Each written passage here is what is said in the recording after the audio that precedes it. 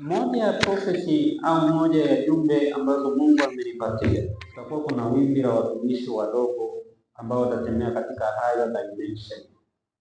Mungu anaenda kuwainua na kuwashape vijana wadogo, ndio watakaosimama kuihubiri Injili. Mungu natusaidie. So huu nabii wa Yoeli unaenda kutimia kwa kasi sana sana.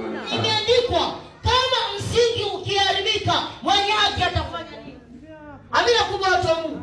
Msingi wako ukiwa unajenga nyumba ukashindwa kujenga ule msingi wa chini vizuri, hivyo unadhani nyumba yako itainuka? Ukishindwa katika msingi huku chini, unadhani kule ghorofa yako litainuka?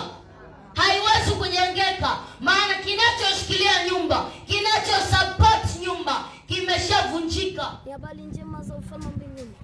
Hizi habari ukizikataa siku ya leo, iko siku utazitafuta kwa jasho na kwa machozi, lakini hutaweza kuzipata.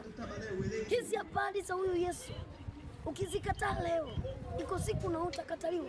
Bora nikukatae mimi, bora ukukatae ndugu zako, lakini asikukatae Mungu.